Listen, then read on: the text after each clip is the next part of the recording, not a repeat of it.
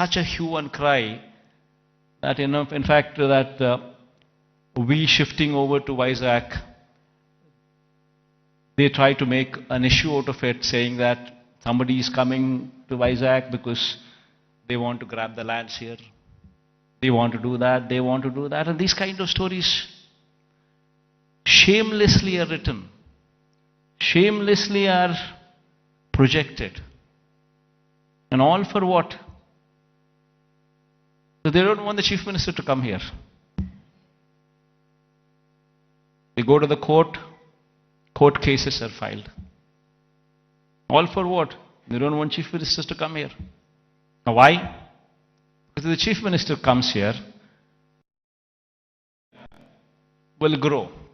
Because there's ownership which is going to come for this area. There will be a christening of the city as executive capital.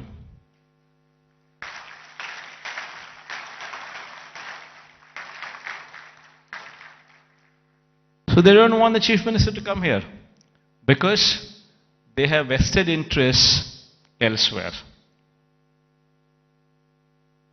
They bought land before the capital could be announced elsewhere. Thousands of acres in private hands, Benami lands. And they're all scared. The moment this becomes the executive capital, the land rates there would further plunge.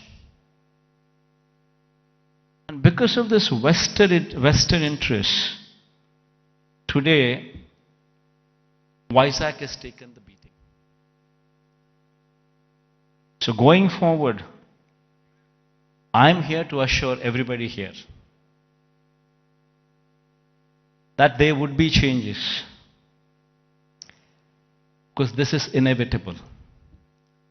If one were to compete with Hyderabad, compete with Chennai, compete with Bangalore, it's very important that Vizag becomes the economic growth engine.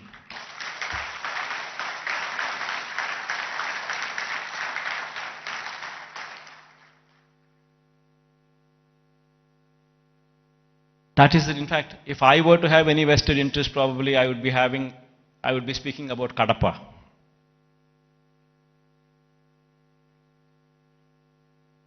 See, for me, the state is ours, to everyone here. And one in my place should think in terms of what is good for the next generation. How would we want our children to be positioned? How are the state's revenues going to be?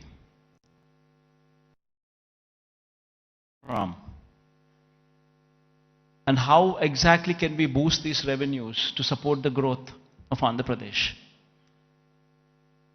If we do not think like this in terms of growth for Vizag, then who would think? If the vision of the leader is wrong, if the vision of the leader is negative, then Vizag, today unfortunately, only person standing for Visakhapatnam as executive capital is only me.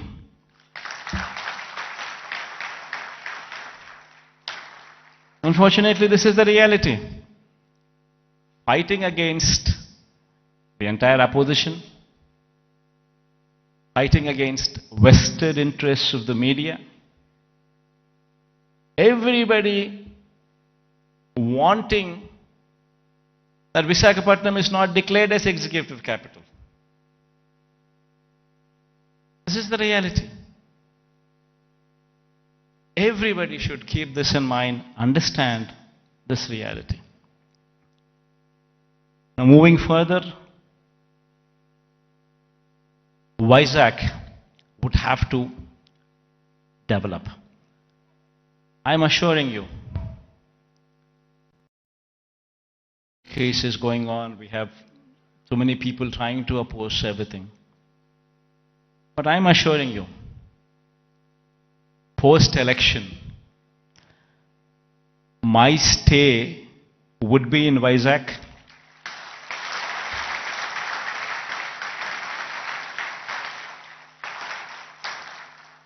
In fact, my swearing in ceremony also would be in Vizag.